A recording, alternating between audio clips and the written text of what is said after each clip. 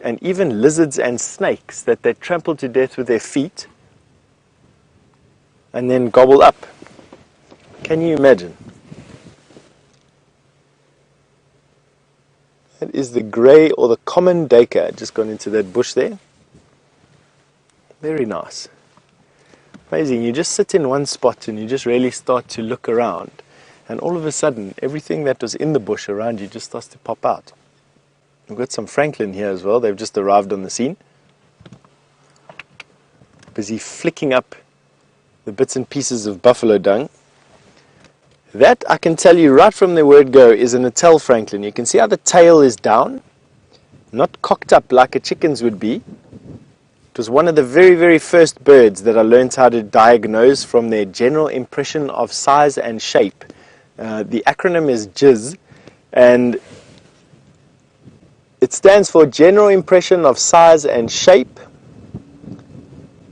and that is a Natal spurfowl. The downward pointing tail, and then you confirm it by looking at the legs, and the legs are this orangey sunburnt color. Totally different to the crested francolin, whose tail is quite often cocked up into the air and has darker colored legs. Very common francolin around here. There's two of them here.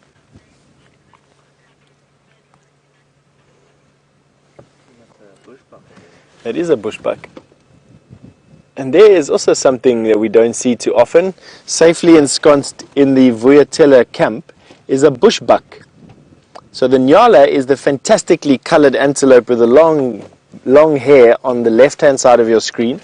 On the right-hand side, behind that pole, is a female bushbuck. And although we see them here at Djuma, they're not that common. I think it's because of, to be quite honest, Karula, probably Nkuhuma and Quarantine have swallowed all of the bushbuck here around this particular area. They like eating them. Bushbuck make up a very large portion of a leopard's diet because they inhabit the same areas, these riverine areas, drainage line areas and thick bush areas. And between wild dog and leopard, bushbuck have a hard time. And although we get to see them every now and again, the most common place to see bushbuck is right at our camp. We actually had one walk into our camp. Brian had a garden that he was keeping watered. He had planted a bunch of tomato seeds and a bunch of sunflower seeds, and he just wanted to brighten up the entrance to his room. And a male bushbuck literally walked into our camp. It's only got a tiny little entrance. The entrance to our camp is no wider than this. Walked into our camp, walked right up to his garden, and literally in one evening ate all his plants, and did it when he was on leave. So plants that were about this big, this bushbuck just absolutely mutilated. Since then, Brian hasn't resurrected his garden. I think we'll try again when the summer comes about.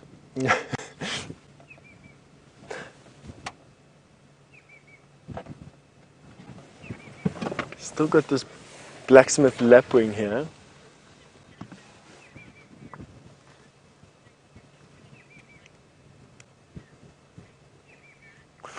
Gracie, the elephants won't be in any trouble for breaking the dam.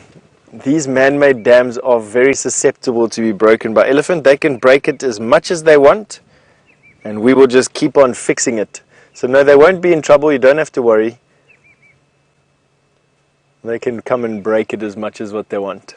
See what this blacksmith lapwing does. Quite a striking bird, this, I must be honest with you. See if you can get yourself, if it silhouettes itself fully in that water, which I doubt it's going to be, it'll make a nice picture for you, a screen grab.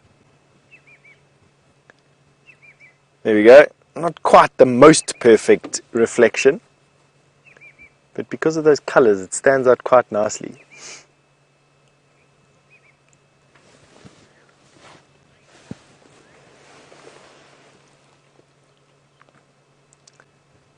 Looking very good. Your comms working. Yeah. Alrighty. And on this particular note, we are going to be sending you over to Brent, who is searching for some lion as far as I know. Enjoy that little adventure with him.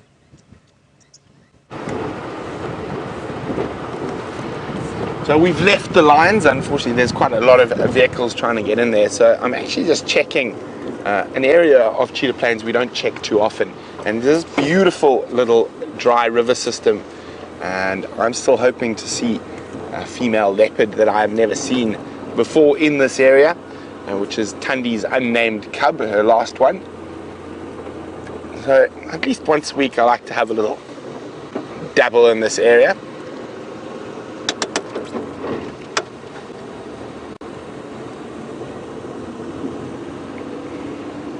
But so far, no tracks. But it also always worth having a look.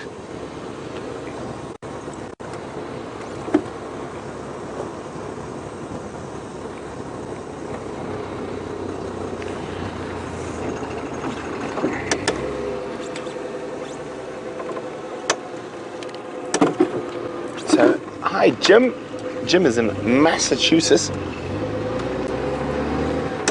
Now, Jim's wondering about vehicle traffic and accidents. And it says there seems to a lot of animals use the roads, like lions, leopards, hyenas, all use the roads regularly. Elephants. And Jim's wondering, are there ever any accidents between tourist vehicles and the big cats? Not at all, Jim. Very, very rare in the Sabi Sands. So what happens is all the transfer vehicles that are bringing guests in to stay at the lodges, they generally are coming in the heat of the day when the animals are least active. And during game drive time, you will normally find everyone out in open game drive vehicles. So it's very uncommon to ever have an accident with an animal. Not to say it doesn't happen. In other parts of Africa where there's main highways, like the cat reserves, quite a lot of roadkill, and the saddest ones is the African wild dog, and they tend to, for some reason, get hit by trucks up and down quite frequently, and also and of course today is International Dog Day. It for the wild dogs, being my favorite animal, and they just managed to get away from me on the sunrise safari. I saw them as I was heading from my house to the vehicles, but by the time we got the cameras on and everything ready, they were long gone, and we tracked them all the way up our property. Unfortunately, maybe they'll be back.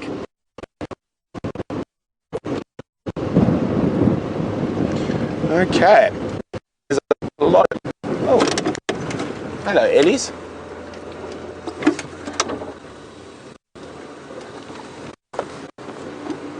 Disappearing off onto the crest there.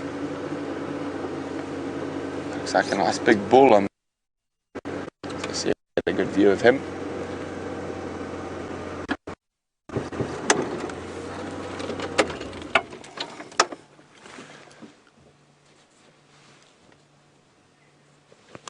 It's actually quite a big herd. It extends all the way from that elephant there. And they keep going, all the way to the right, to the left. Keep going all the way to about there. A little bit to the right.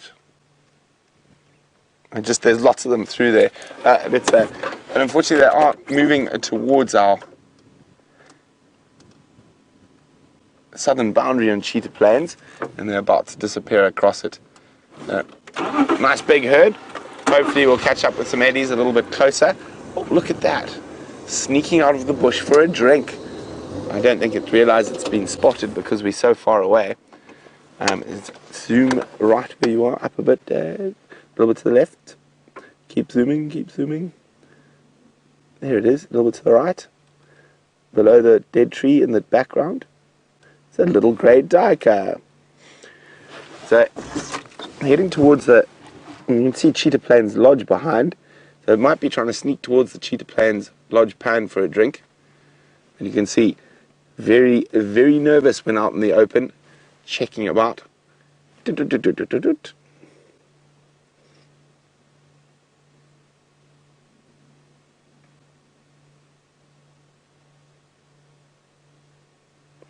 Oh, shame. Let's not disturb it while it goes for its drink. So I did hear that there was a large herd of buffalo moving into Djuma's going to hear them coming.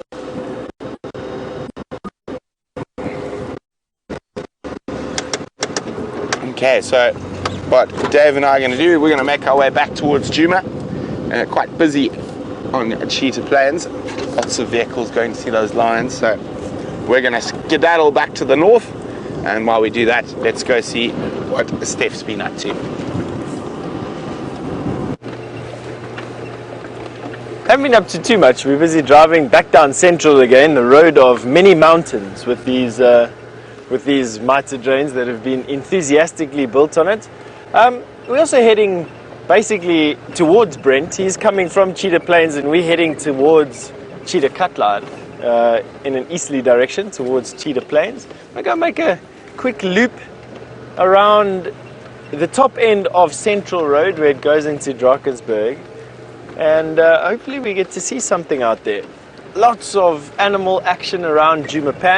I'm going to leave that to Brent though to come and sort out, if he wants to at least anyway. And we're going to have a look around the north over here. I've got a funny feeling that we're going to be dragging a leopard out of the north. I don't know where Mvula is. Apparently he's been mating with a female in Buffelshoek, but it's about time he does a round or two through here.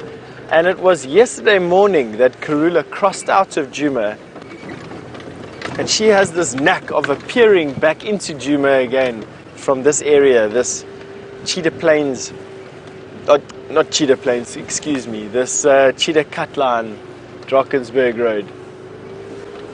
Actually, I think most of the sightings that I've ever seen with her have been here.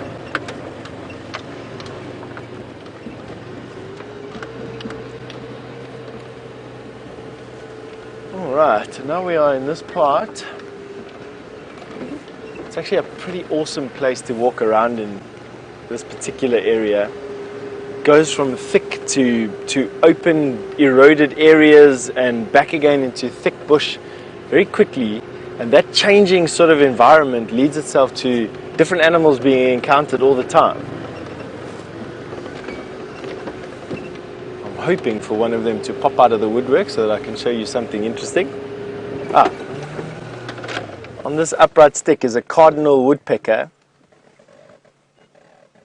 There we go, following a partner.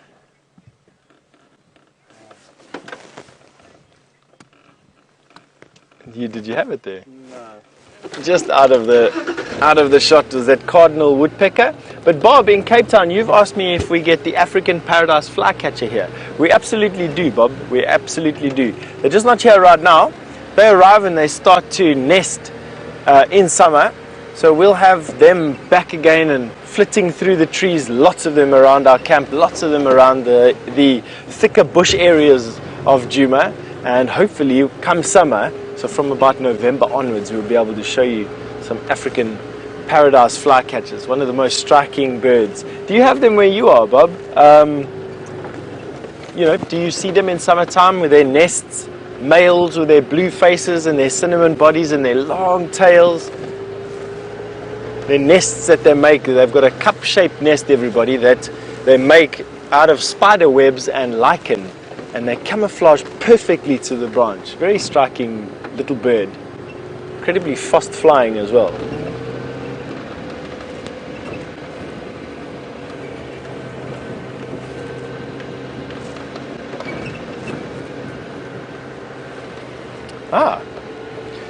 Brock, you've asked me all the way from Pennsylvania, you've asked me if we have any parks in South Africa that are on the coast where you can see penguins.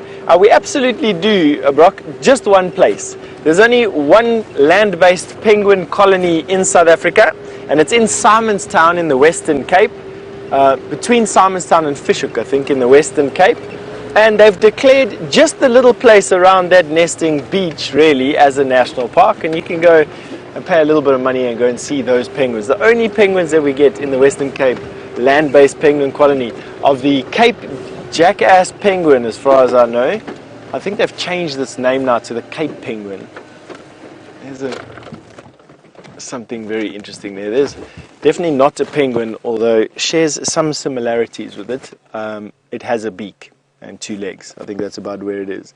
That is an African harrier hawk, one of the fighter pilots, or one of the fighter jets of the bush, almost always hunting in pairs with one another, and an absolute terror for Franklin's ground or any of your ground-living mammals, sort of things like mongoose, Franklin, guinea fowl. This bird takes them all. Look at that upright posture. Absolutely fierce, beautiful eagle.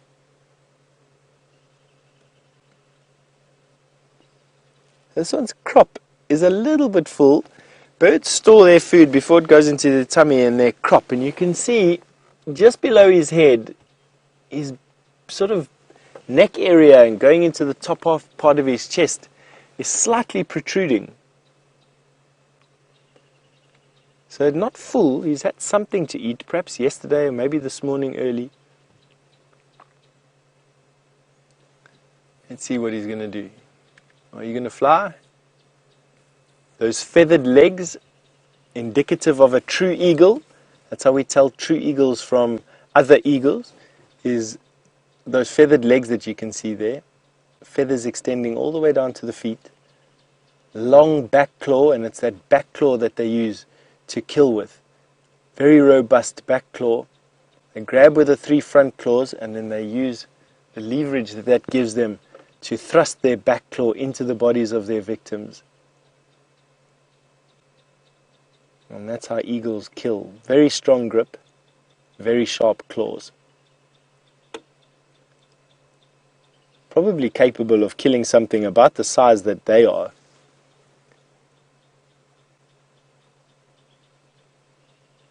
There we go.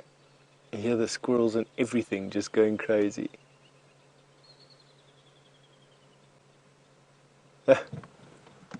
Nice. That was a very nice sighting of an African hawk eagle. Not the African harrier hawk that we saw just now, but the hawk eagle. Alright. Let's go up here. Light is getting to that golden afternoon light. As it's diffused through all the dust in the atmosphere, it starts to get this beautiful golden hue that we're getting now. You can see it most evident on the trunks of the trees. You can see that beautiful golden light that's coming through there now. And VM loves filming in this particular light. An elephant basically peeled this tree of bark, and that's allowing us to see right down into its wood. Into its core, its heartwood. It's still got some bark on the other side of the tree, and that's going to allow that tree to survive. The tree will augment the loss of bark by thickening that strip of bark, and they can do so relatively quickly. If all the bark around the tree is taken away and the elephants ring bark that tree, well then that's the end, unfortunately, of that tree. It will eventually kill the tree by doing that. And it's one of those ways that sort of elephant terraform the place. Right, Brent is back on Djuma, and I'm sure he's looking forward to telling you what his plan is for the afternoon. So we're going to send you off to Brent, and VM and I are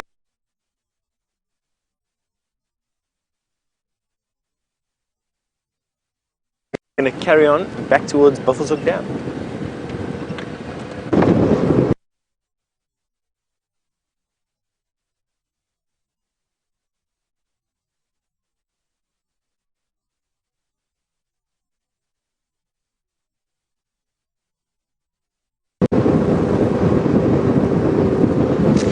So we're back from Cheetah Plains,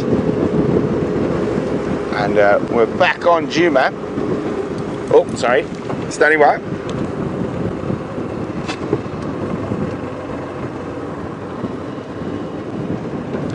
A firm tax will do. Okay, so I've just heard about that big herd of buffalo crossing into Djuma. Not far from where the Nkuhumas are sleeping. So what we're going to do is slowly make our way towards the Nkuhumas, and hopefully they might hear that big herd of buffalo and head in that direction a bit earlier. I don't think they caught anything last night, so they might be quite hungry now. 3 days that they haven't had any success.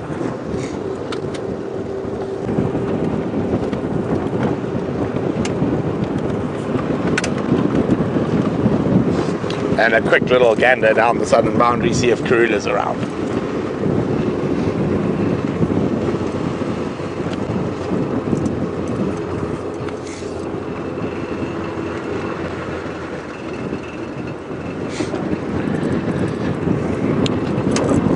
Hi Shane.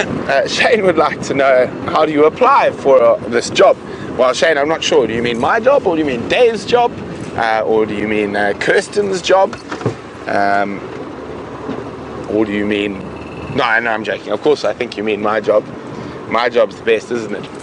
Hey Dave. So you can apply by sending us your CV, but unfortunately to qualify you need to have quite a few years under your belt in the bush. So I think a minimum of at least 4 or 5 years working in big 5 areas would be an absolute minimum. The more, the better, of course. And a generally happy demeanor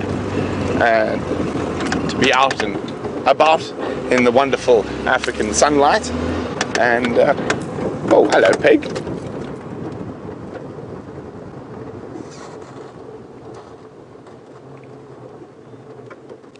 Hello, little one.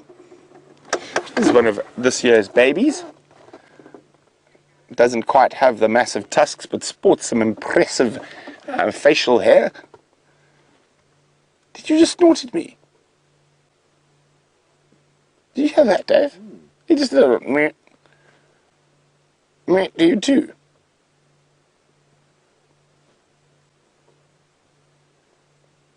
Now, this female's done quite well. Listen, listen. Can you hear that, Dave? Little snorts and grunts as they're feeding.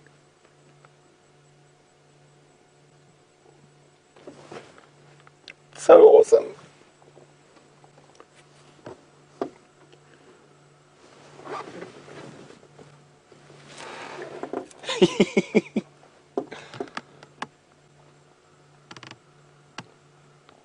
Lots of grunting today.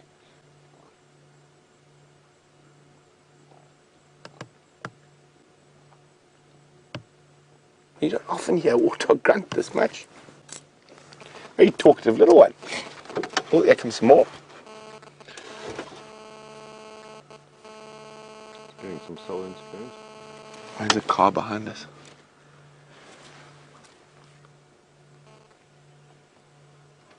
So I apologize about that. Sometimes when other people's are close to us, their cell phones cause a little bit of interference. Oh, that mother looks like she's got a little bit of a sore leg. Not too bad. I actually know where this particular warthog family lives. They've got a good old Aardvark burrow on the other side of Twin Dams. Now, what we see here is the older female right up in the front, and then 3 babies that have survived from this year's litter, and then last year or 2 years ago's litter. Now, it's not uncommon that some of those babies might not all belong to the oldest female. Some of them might belong to the younger female, as they will stick with mom and have little sort of family groups for a while. And they're on their way home at the moment.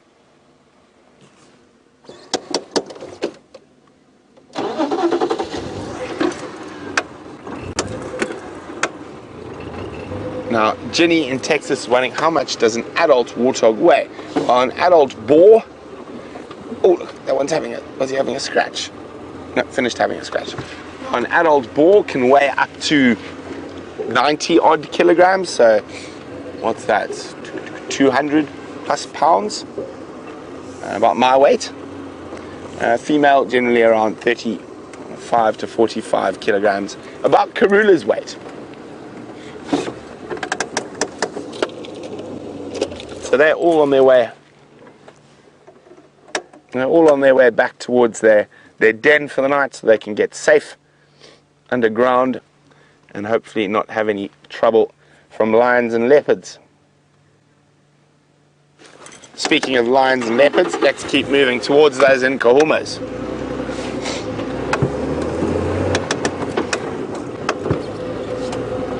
Now Paul's wondering, are those white whiskers supposed to imitate tusks? That is the general thought behind.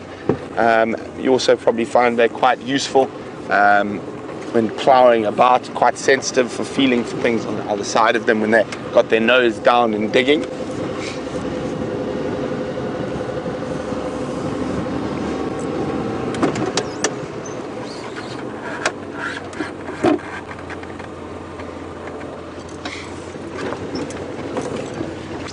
Hi, Riker. Riker would like to know, can warthogs mate with domestic pigs? And the answer is a big negative there, Riker. They are not that closely related. They are indeed a pig, but they have long separated from the domestic pig.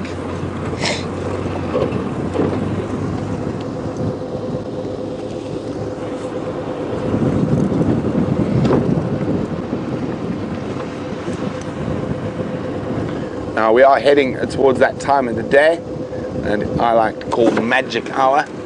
We have about a magic hour in the morning and a magic hour in the evening, when the light is just too gorgeous for words. Of course, not always when there's cloud and rain about, but when there's not,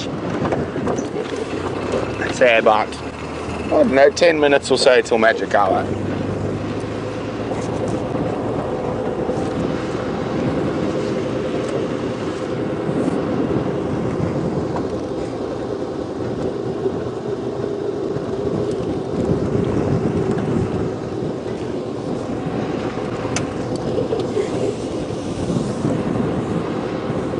Now, of course, the prospect of a big herd of buffalo and Djuma and the lions about is something that sets my mouth awater. As following the lions hunt is one of the most amazing experiences out here in the African bush. The sounds, the dust, the smells, the sounds again. Now, Dave recently witnessed his first ever buffalo kill. We got to the party a little bit late. Jamie and Jean-Ray went there from the beginning, and it can be somewhat traumatic, but it is nature at its most powerful and raw.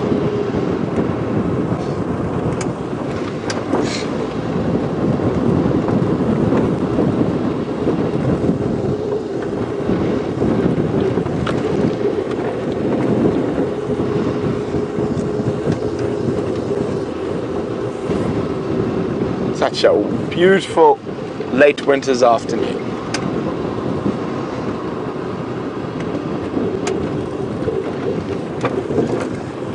Hi Shane, again, Shane says, thanks for answering me live, that's so awesome. Well, Shane, it's my pleasure. Keep asking questions and I'll keep answering them for you.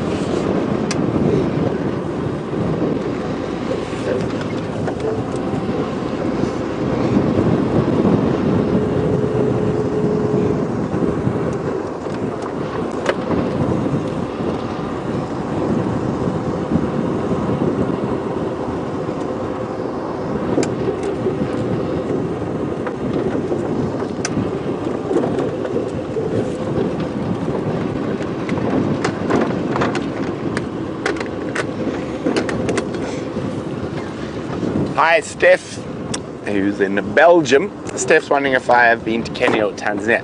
Well, Steph, I actually lived in Tanzania for quite a few years, and I've done quite a few private safaris in Kenya.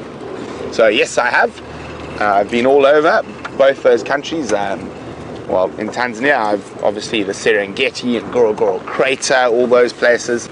I actually ran a concession in the southern Tanzania, in the Selous. And I've been to Ruaha, Tarangire, Mahali, Lake Victoria. So I've traveled Tanzania quite extensively, even Zanzibar, while I was living up there. And then Kenya, Mara, Samburu, Nairobi.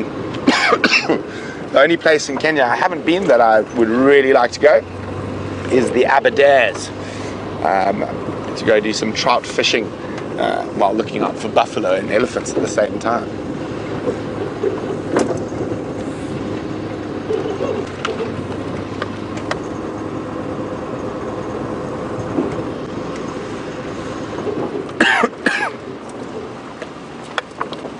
Oh, we got that beautiful light creeping through.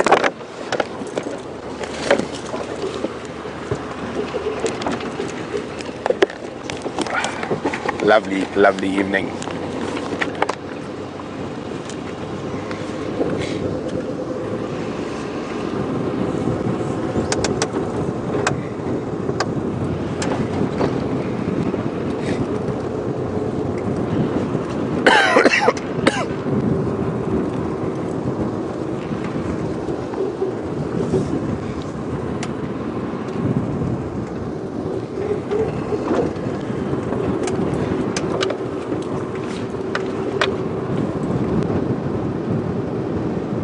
Sorry, I'm just listening. It seems like there's another pride of lions that's come into the north. 8 lionesses and 1 male. Wow. Now, apparently there are 2 males with the sticks at the moment. We only saw 1. And then there's 2 males here. So that must be a Salati male coming in from the Manyeleti.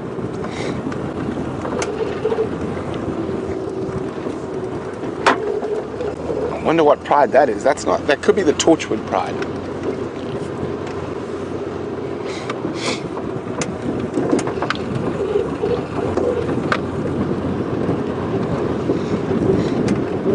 Okay, so we're getting a bit closer to where those lions are now.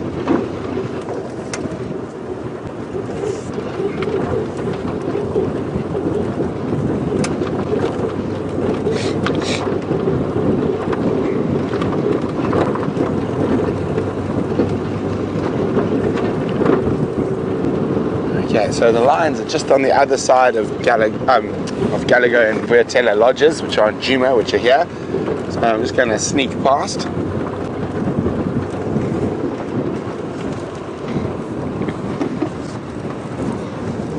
We're probably going to sneak past some elephants that were drinking at the pan a short time ago.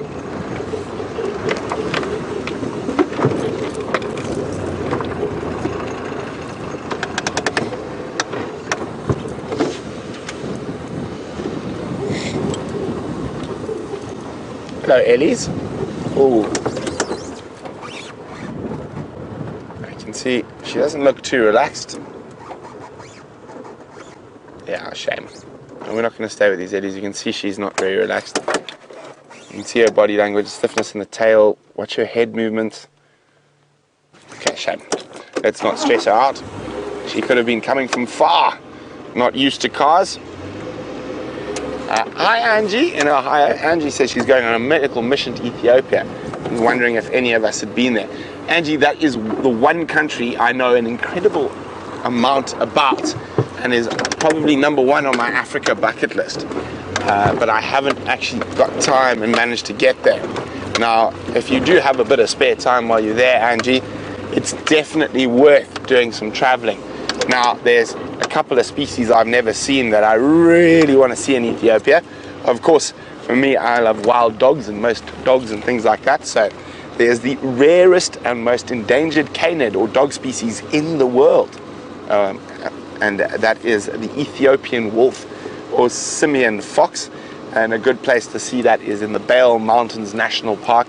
And also you should see the mountain Inyala, which is another species I haven't seen there. Now, if you go through to the Awash, there's your normal sort of safari species, lions, elephants, buffaloes and stuff. But also probably one of the most diverse birding countries in the world. And the cover of the big birding book for Africa, if it depends, they've got a few covers. One's a Congo peacock. Oh no, this one's the Congo peacock. So that's the Congo peacock. But the other one, the other cover is of Prince Rispoli's Turaco. Let me just see if I can And that only occurs in one patch of juniper forest in Ethiopia, and it is high up on my birding list. I mean, there's massive amounts of birds that I haven't seen in Ethiopia. There's about 2,400 species in Africa, and I've got about 1,600 now. And I think with Ethiopia, it'll probably put me close to 2,000 if I spend some time there. Where it is. Here we go. Number 6. Prince Rispoli's Tarako. Very beautiful bird. So it depends where you're going, Angie, in Ethiopia. And of course, not to forget the geladas. There's baboons and the goats and the indigenous goats that literally climb up and down these incredible sheer cliff faces. And from a cultural point of view, a very interesting place. It's said to be the last resting place of the Ark of the Covenant, the Holy Grail, all sorts of religious artifacts. And was the only Christian empire in Africa for many, many years. And it's said to be where the Queen of Sheba comes from, and where King Solomon's mines were. I'm not so sure about King Solomon's mines, but that's the stories that go along with Ethiopia. Also, during the Crusades, the Holy Grail was said to be moved there by the Knights Templar, and you will find Coptic crosses or Templar crosses carved all over Lalibela, up in the mountains where there's monasteries, and also, well, that's where the Holy Grail is supposed to live. And what else? I was just trying to remember. Another interesting fact. Yes, you must definitely, if you get a chance, visit the monasteries that are just from a sheer engineering feat. They're carved out of solid granite and over the Nile River in this gorge. So you literally, the window is carved out of the rock, and you've got a 200-meter drop to the Blue Nile or White Nile. Blue Nile. I think it's the Blue Nile. Just trying to remember my Niles now. White Nile, Victoria, Blue Nile, Ethiopia. Now, of course, the birding is fantastic. There's some incredible wildlife areas. You want to be a bit careful about going to the southwest. A bit of problems in that area at the moment, even though it is a very good wildlife area, but being so close to the South Sudanese border, there's a bit of blowover of conflict from that part of the world. But yes, as you can see, Angie, I could probably talk about Ethiopia for the next 3 hours. Also, the rarest nightjar, the rarest bird in the world, the Nitshiva's nightjar, was discovered off one wing from a roadkill.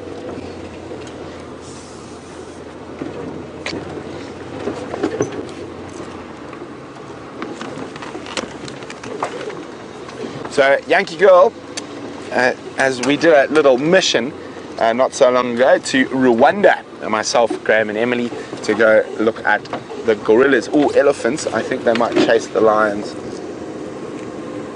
There's buffalo right here as well. Where are these lions? Yankee Girl, I'll get to you in a second. The lions are right there. I wonder if the lionesses know there's buffalo right here. So they're the lions. I can see some cubs and a fat lazy male. But I wonder if the lionesses have started creeping up the hill. So there's buffalo there, there's elephant behind us. That's 3 of the big 5 within about 50 meters of each other.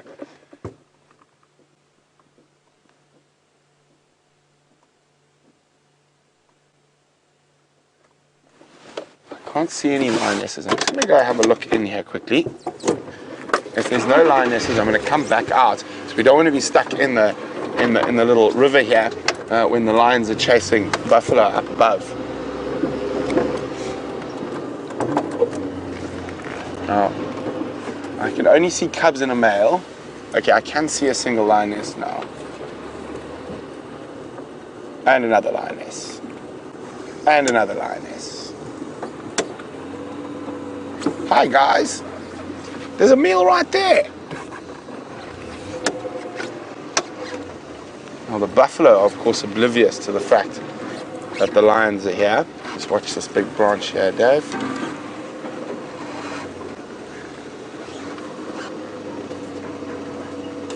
There we go. Hello, little rascals. You are my favorites, you fluffies.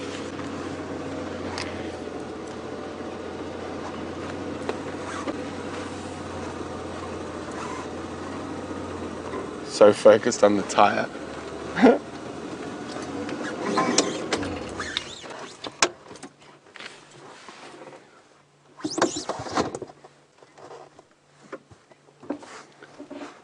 Thank you very much, Gracie. Gracie, who's 9 years old, so he told James when James had a cold that she would read him stories and make him orange juice, and she says she'll do the same for me. Well, thanks very much, Gracie. Okay, are there small lions at the back? You see them, Dave, through the trees. To the there, but just where they are, so we know. I'm waiting to see if these buffalo pop into visual. There we go. You can see. Ooh, getting hungry. Oh.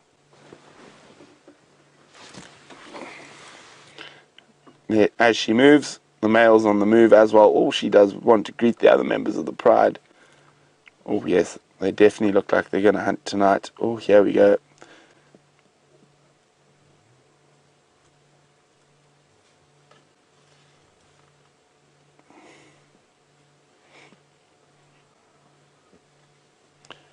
Oh, let's just urinate on your pride member. It's okay.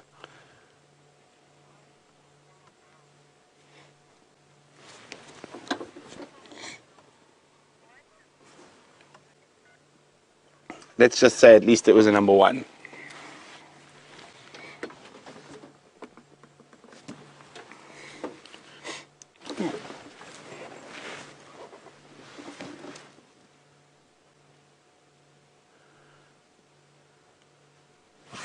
Okay. Oh, I think the buffalo might have heard that sneeze, but I can hear the buffalo. Just up here.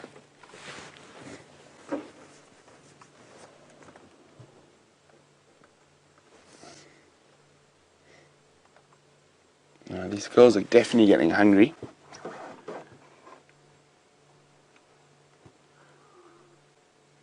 Yeah, an elephant in the background.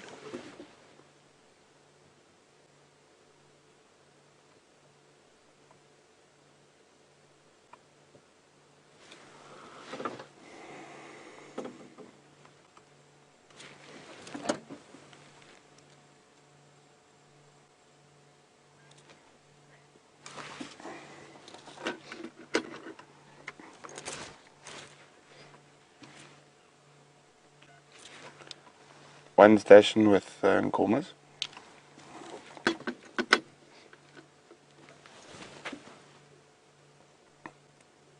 Now Liz is wondering, would the elephants run in and chase the lions if they heard a buffalo in distress, or would they just move away? Well, Liz, it really just depends on the day. Sometimes they might, other times they might not.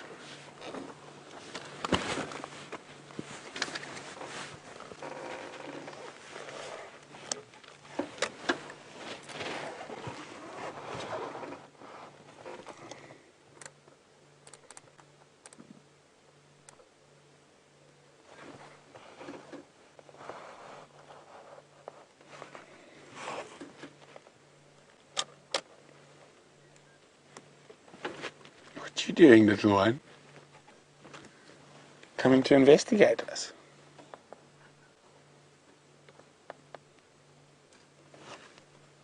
Can you hear that buffalo again? Now all of a sudden. Yeah, guys, wake up.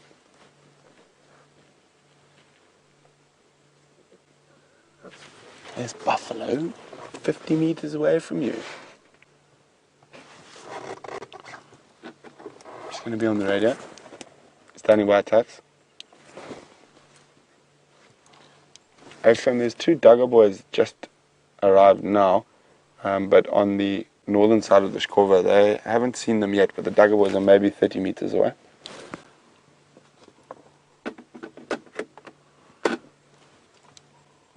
I'm Pimpana up, but the rest of them are still flat.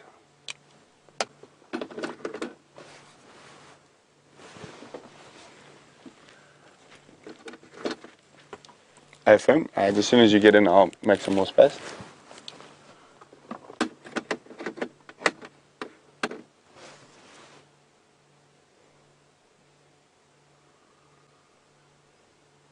Oh, stretching.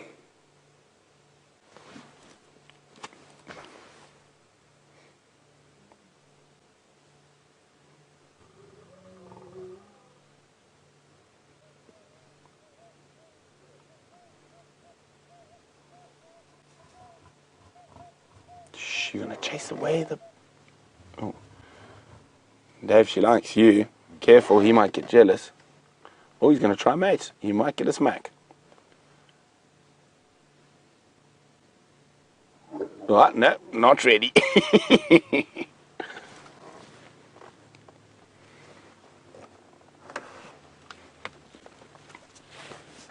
Okay, I think she's just seen the buffalo. Just look how the focus has changed.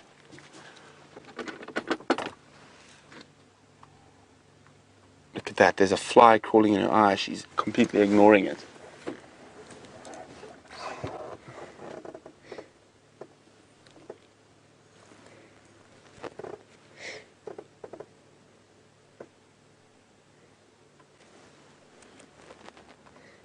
Okay.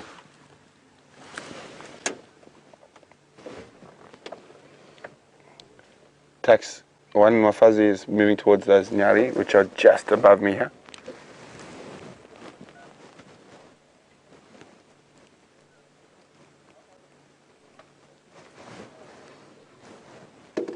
Okay, we just got to concentrate now.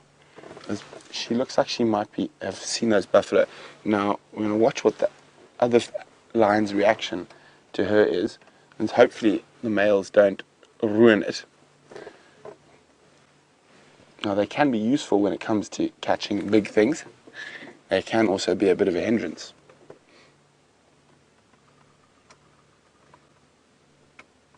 There we go. So now the other lionesses should take visual cues from her body language. And you can suddenly see there's a bit of a change. Now that buffalo is right there above them. Oh, it just saw the lion. Just saw the lion. I think the male gave the game away. But now look, heads are up. There's a bit more interest now. Now this lioness should be able to pick it up. That buffalo is about to come through this gully. There we go, Dave, you see the buffalo? There. Now you should see him move a little bit to the right. Oh no, sorry, we focused too close. So right at the back, sort of in there. Okay, keep coming to the right slowly. It's amazing, I can see him so clearly with my eyes. There he is, yeah.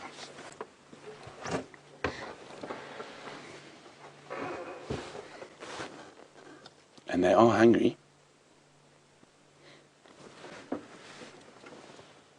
Okay, one lioness is going up. Wow, wait, straight up that bank. Oh, nearly. There we go, up. Sorry, she's just where we can't see her nicely. Now, let's see what these other lions do. Because she's gone into hunt mode.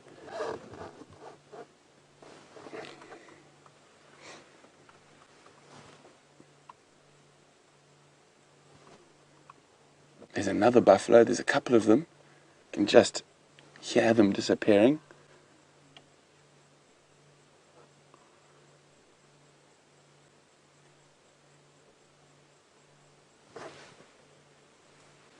Wow. Let me just move forward a bit. That is incredible. Back a bit, maybe. Where's the male? I don't want to go too far. Okay. Look at that light on her. She's moving. Magic hour.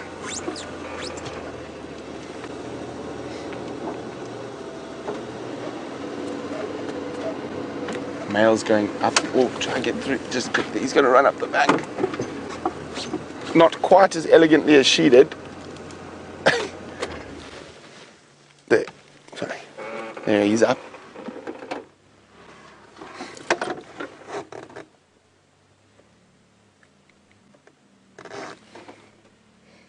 Now she's up and after those buffalo now.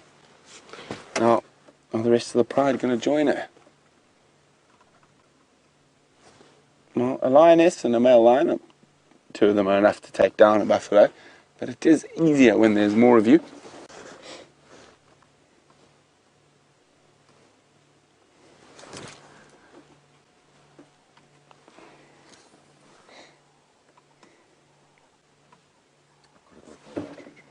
Okay, we have to change our batteries, unfortunately. So we're going to disappear for a second.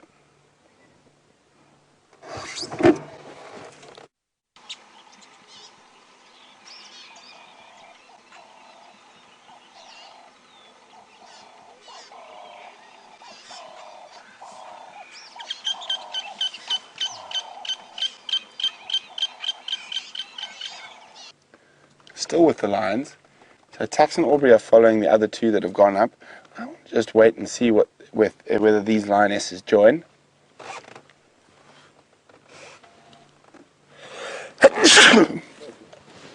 Thank you, Dave. Might need some of Gracie's orange juice.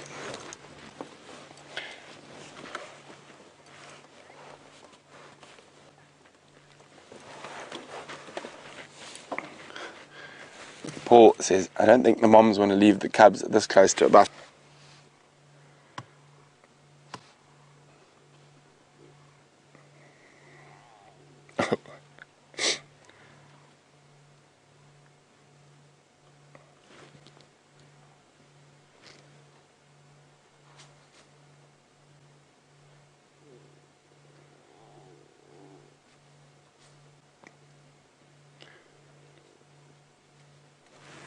So I can only see 5 cubs here. I'm sure the others are sleeping around close by here somewhere.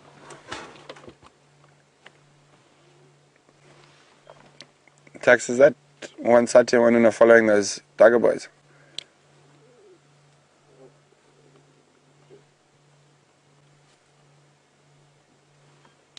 Okay, copy, thanks. Seems like the buffalo. Yeah, I've got visual of 5 only.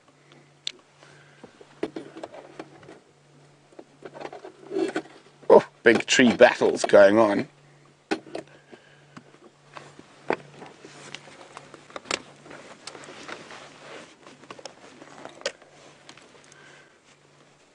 Now, Gillian York is wondering, is it normally always the same female who initiates the hunt?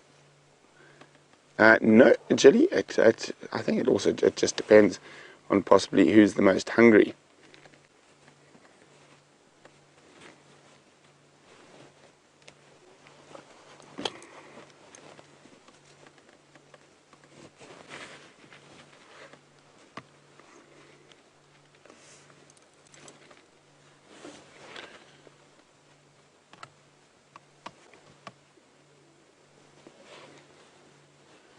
Oh, we've got some movement from a second female.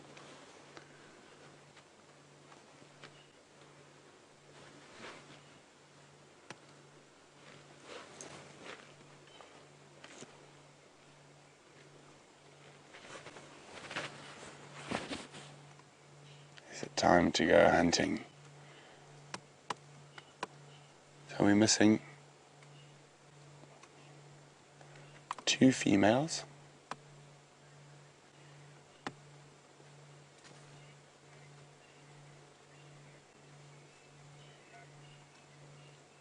No, not that interested in joining the others just yet.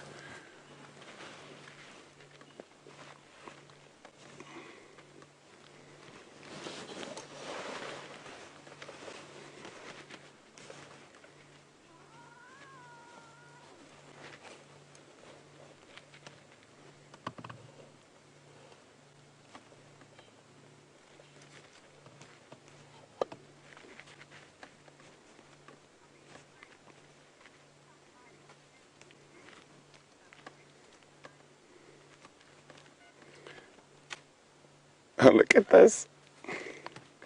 Heidi says, when they start hiding, I've got to be the nanny for these cubs. Well, it's a job I'll happily do.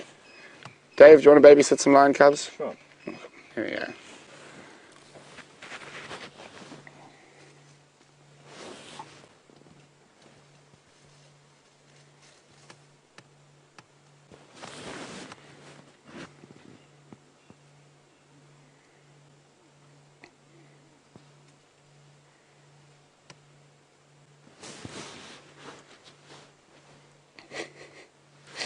What are you doing, mister? Keeping oneself very entertained.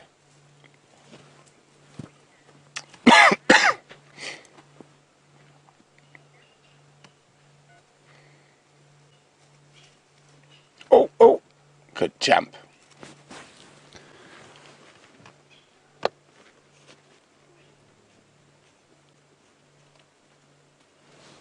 Arena's saying, when lion cubs start pretending to be leopard cubs. Now, lion cubs are great climbers at the young age. They haven't developed that massive body weight. And even lionesses can be relatively agile. Nothing to the degree of a leopard, of course, but they are cats after all. Oh, got tail. Oh, oh, oh, pulling. Oh, escaped.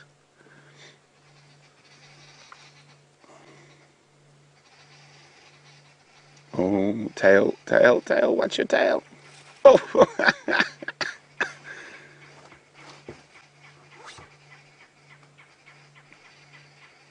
Why'd you bite my tail?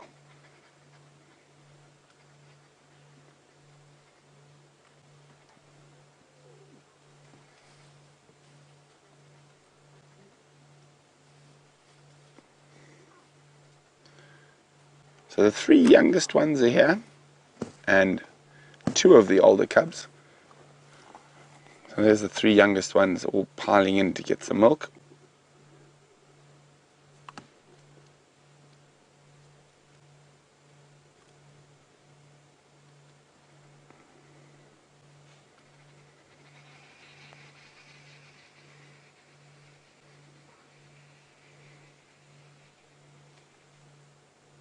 Every little stick, branch and leaf is a wonderful toy for these little guys. When we sit chat, let's see if these lions get on the move shortly. While we do that, oh, look at that.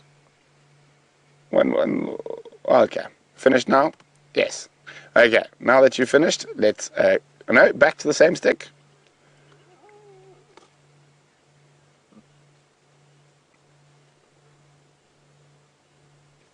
Okay, now that you've sort of finished with that stick, let's go see what Steph's been up to.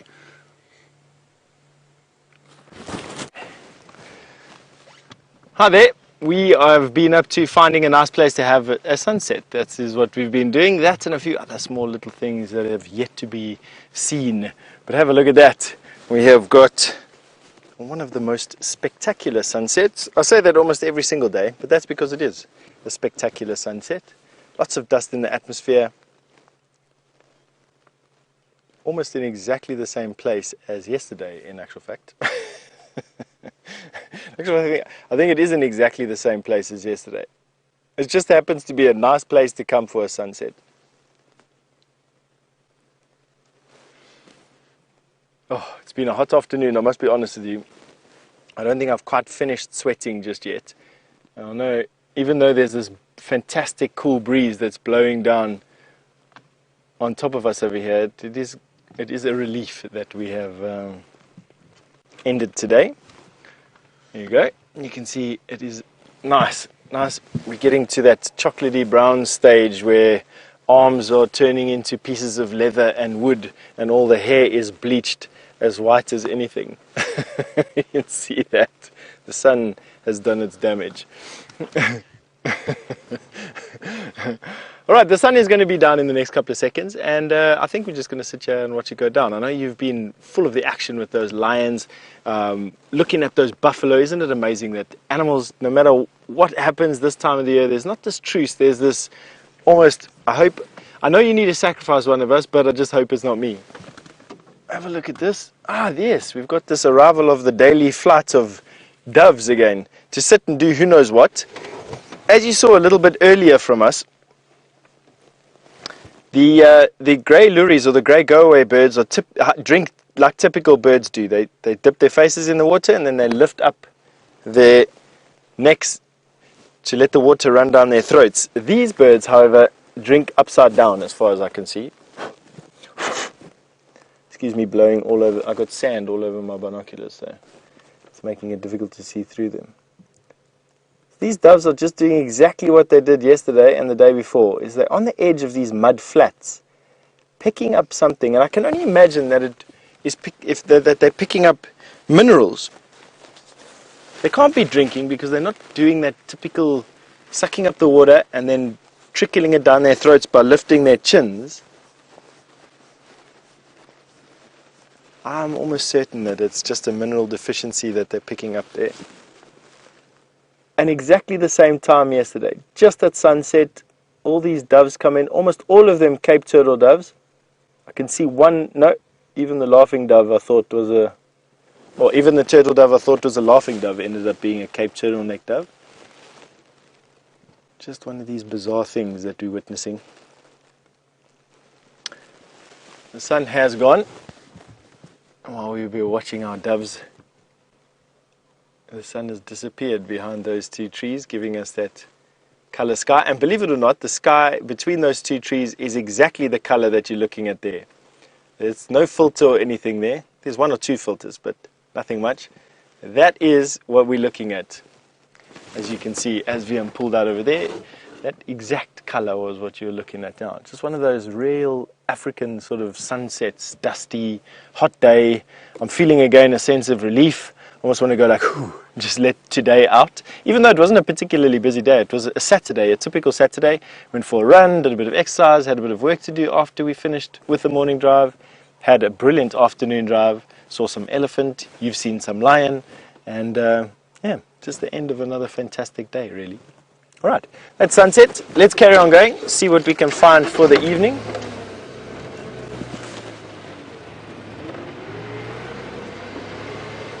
All right, so we are going to travel around here. I feel like going home via Cheetah Cutline for some reason. It's just one of these things that I feel compelled to do today. Turn in a little bit more comfortable so that I can speak to you like this. Develop this knack of driving with my foot sort of on the side of the accelerator pedal so that it's easier for me to turn and sit and have a conversation rather than it feels like you're talking to the back of my bald head. I haven't quite felt the urge yet to draw a face on the back of my pate so that it can, you don't feel like a pill-spotted owl give you a false pair of eyes to look at. Let Brian do it. Liam's just suggested that Brian does it. It's actually not such a bad idea. I might do a bit of an April Fool's joke with you or something. See if you can tell. I'll have to grow the bottom of my hair a little bit and my beard so that this part of my head looks exactly like this part of my face, and see if we can join something there and get it going. You know what? I actually want to show you this. I've noticed it on a few of these trees now.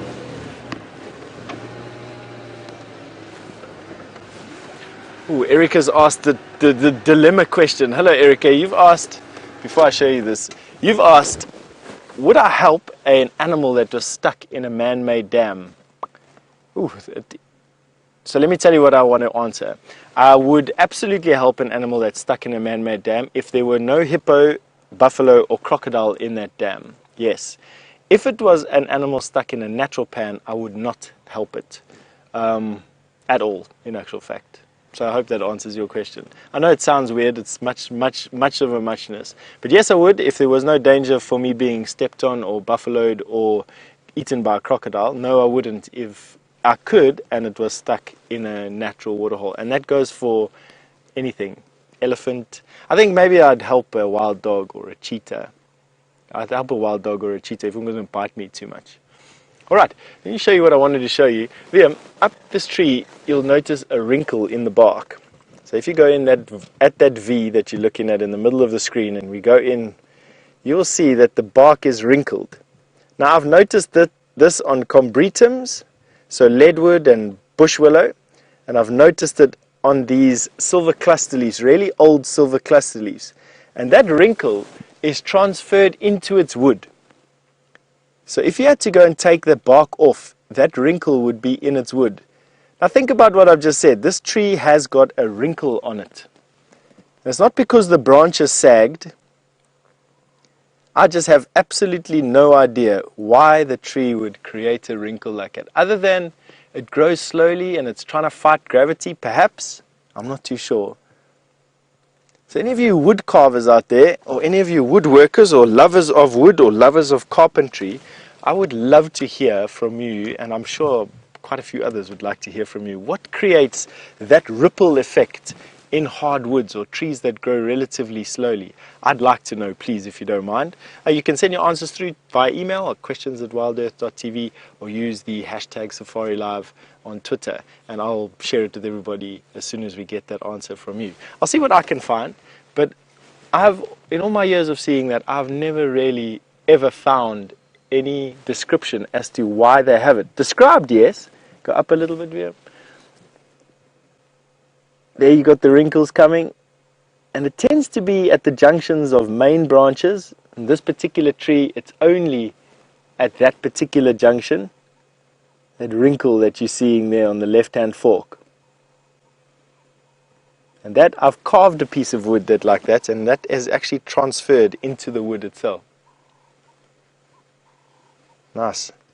Old silver cluster leaf tree. Hopefully that the drought hasn't killed too much.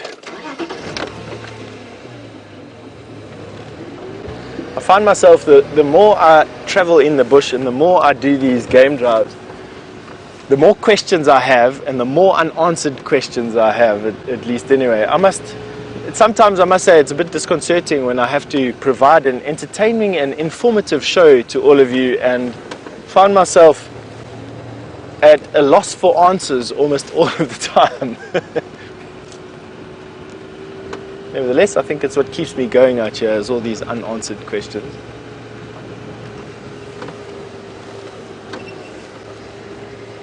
Zoe, you've asked, as far as I could hear, it was a little bit crackly in my ear, but you want to know how big this reserve is. Zoe, it is, I think, about 1,600 hectare big. A hectare is 100 yards by 100 yards big.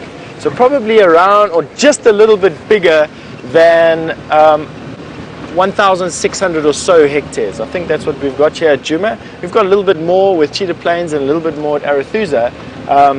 So that's how much we've got to play around. The Sabi Sands is about 64,000 hectares plus minus. Kruger National Park is about 3.5 million hectares. And we're all part of the same reserve. We're all part of the same place, although this is private land and we get to drive around on what we call Djuma. It's the farm Little Gari, and we've got Cheetah Plains and Arathusa, which are neighboring properties that we get to drive around on. All the animals share a common piece of ground. There's no fences, no barriers to keep them out or in any particular place. An absolutely ginormous piece of land, because they have 3.5 million hectares. That's a very, very big place. And a hectare, just again, is about 100 yards by 100 yards. 2 football fields next to one another is 1 hectare. So a fairly large piece of land. Right, we're going to go now to Cheetah Cut Line. I actually want to see if we can, let's see if we'll make it. Ah, there's a baby steenbok. No ways. I've never seen a baby steenbok before. Please stop. Okay, VM, this is going to be a bit of a challenge, but I think it's stopped in that gap there between the 2 combretums. Go right. Right. In there somewhere. No, it's moved on. Is it in the middle? Is it really? That's just some leaves, I think. That's just some leaves, I think. No, just some leaves. It must have taken the gap there. I'm going to see if I can see it with my binoculars quickly. Quite often they'll just turn and jink and then go and lie down straight away. and it's the way that it gets away. But that was a baby steenbok. You may have gotten it in a flash coming across the front of the car as we were driving. That little antelope was like this big. It was basically as big as a big rabbit or a big hare. It raced across from one side to another. And it's really, really rare to see a young steenbok. Young steenbok and young duiker, you don't see them. They're not very common at all. For reasons I don't really know. They just seem to stay hidden a lot. To give you an example, in about 16 or 17 years of guiding around here, I've maybe seen 3 or 4 of them. There's a zebra way down in the distance over there. You can just see his bottom peeking out. There we go. You can just see there's 2 of them there, 3 of them actually. Plain zebra. They're probably about 300 yards or so from where we are standing at the moment. Heads down. There comes another one from the right hand side of your screen, just into that little patch. So we have a dazzle of zebra. Very nice. All right, let's carry on going.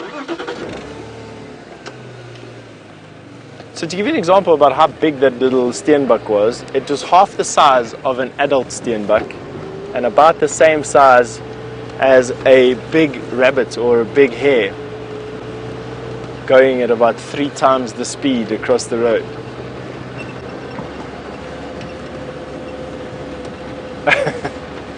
Paul said, where is Karula? She'll find that steenbok. Paul, you don't know how close to my heart that statement was. That's actually a good question. The last time we had Karula's tracks, she was heading south out of the reserve. She had spent the evening on Djuma, and then just before sunrise, her tracks had gone back into Hoffman's or just south of our traverse. We have another zebra in front of us, a couple of them in actual fact.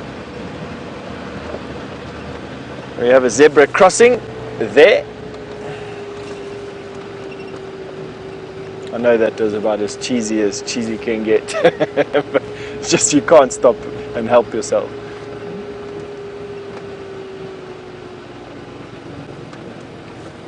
Good looking animals these, you know.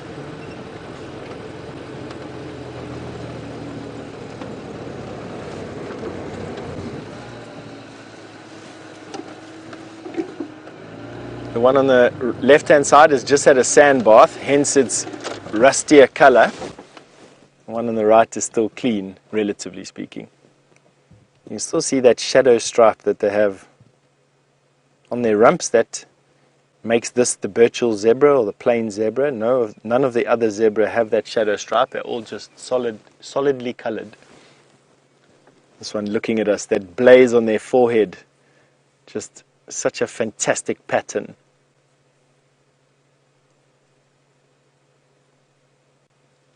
Color of their skins and their fur literally going up into their manes, heads down, last little bit of feeding before they bed down for the night.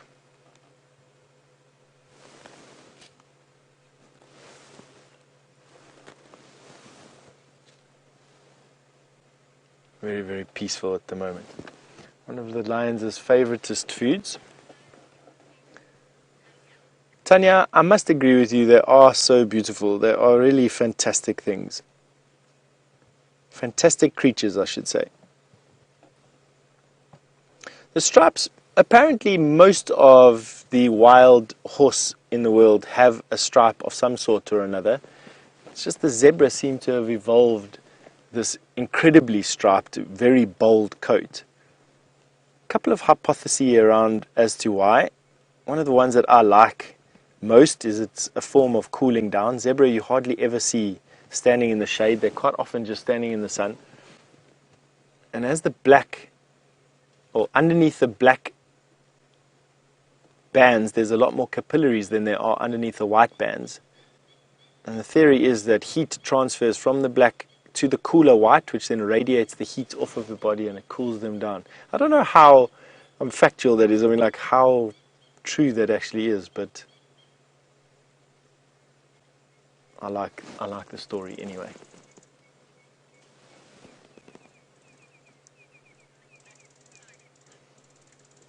Right. And we're going to be sending you through back to Brent, who's got those lion cubs who I bet you would love to be eating on one of these zebra right now.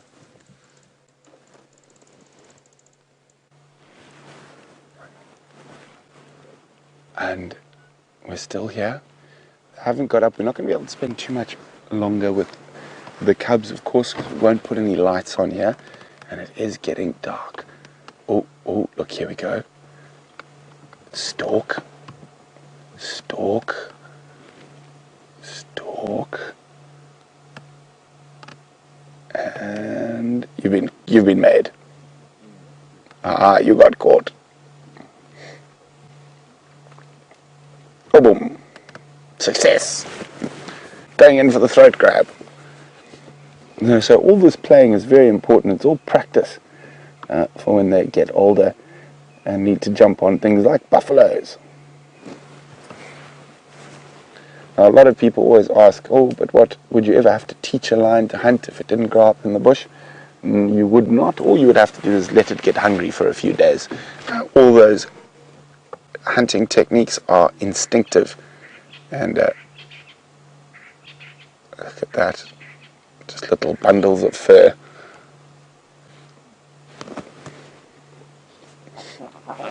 Ooh, a bit more serious a fight there.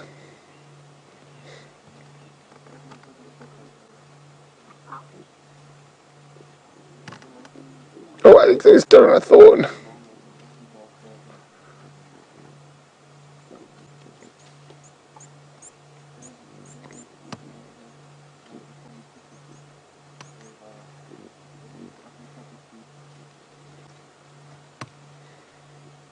Isn't this just too special? Woof.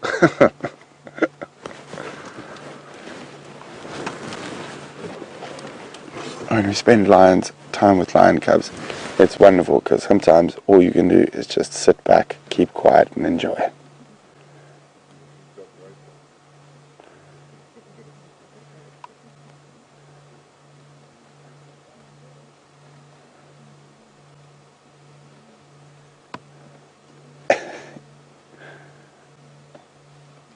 Nah, you can't get me.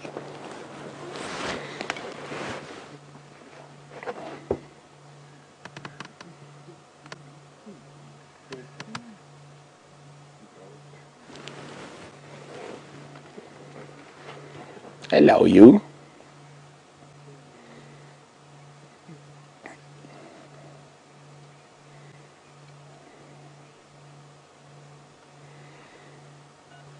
Kathy in Tennessee is wondering when the little males will start getting their little mohawk manes. Oh, a long way off yet, Kathy. Probably have to be well over a year before that mohawk starts forming nicely.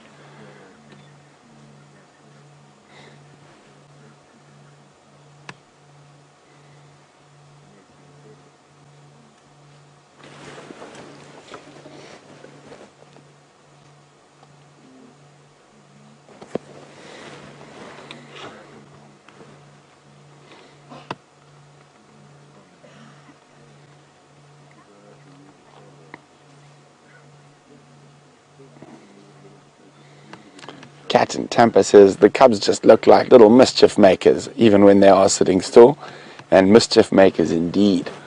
I think the only time they're not really causing mischief is when they're suckling, but then they are, because they're causing mischief with each other, arguing over teats.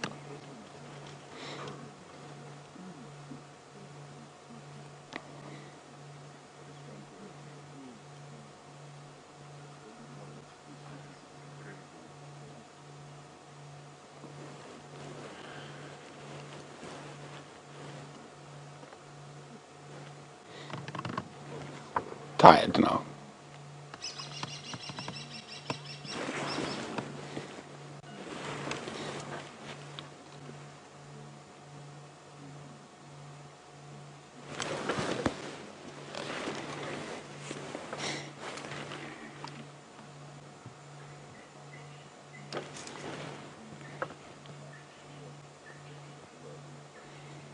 So as I said, the sun is setting, So we do apologize if the pictures are getting a little bit blurry, but we aren't going to put any lights on.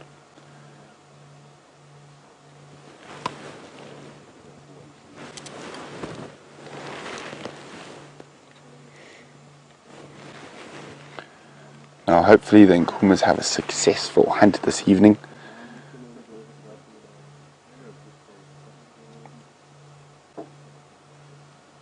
Bite him!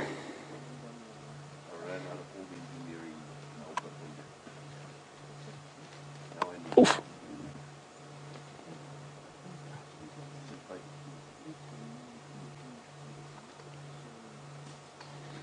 Look at that, just too cute.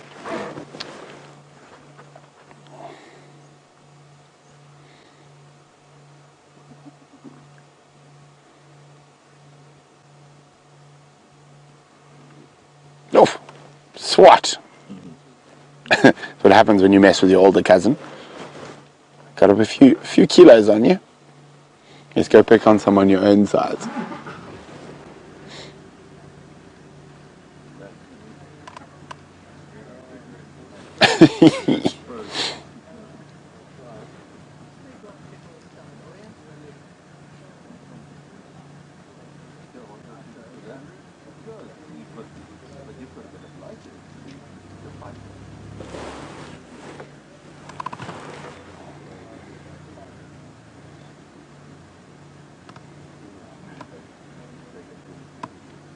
So as we're gonna said it's about to be dark. We're gonna leave shortly. We're just the last in the queue. We're all tucked in a drainage line here watching the lions. So we'll stay with them as long as we possibly can.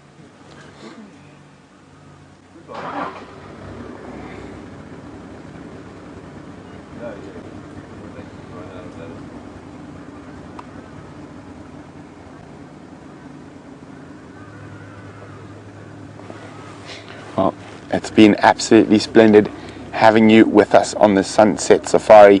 Dangerous Dave and I have had a wonderful time, and we're going to start making our way out of these lions now as it is dark and we don't put lights on the cubs. So while we reverse out of the drainage line, let's go back across to Steph for the last few minutes of drive. Hello, we have been surfing down Cheetah Cutline and it's actually been fantastic. We're on the crest here and very high up, probably the highest point on the whole of Djuma is Cheetah Cutline, and we've had the escarpment off to our right hand side, busy disappearing into the ground, and we've got two stars that have poked out. I think they are Venus and Jupiter, although I stand to be corrected. Right above there. There we go. I haven't brought my star book with. I have no idea what stars are up at this time of the night. One of those things that I mean to do every morning and forget about completely. And then we've had this yellow house bat that's been flying above us as well. So one wolf in South Carolina thinks that those two stars are Venus and Neptune. Is it? Okay. I mean, I don't know. I can't argue with you at all. I said, thank you very much for the comment. Venus and Neptune it is. Let's just see if we can see if Venus, what phase Venus is. I don't know if you know, but Venus has phases similar to our moon. And with a steady enough pair of binoculars and a steady enough hand, you can actually see what phase it's in. So Venus is the bottom one, the brighter one. And it looks about half. Tough to say. I have a bit of a shaky hand when it comes onto this sort of thing. Actually, most things. I can't hold anything still. I think on these stars, I think it's about time I start, that in my shaky hand, start saying good night and goodbye. We've just got a couple of seconds left. I just want to say thank you very much once again for sharing this awesome day with us, from myself and VM and I think it is David and Brent together out there today, and then we've got Louise and we've got Kirsty in the final control. We've had a lot of fun today. It's been a fantastic Saturday. Thank you again for your support. Thank you for your questions. Thank you to your comments. Remember, we are on again tomorrow from 6 o'clock Central Africa time, and who knows what we're going to be seeing then. Nkuhumas are around, buffalo are around, zebra are around, waterbuck are around. I don't know what's going to happen tonight, but I guarantee you it is going to be exciting. Stick around, watch the dam cam. We will catch you again in the morning.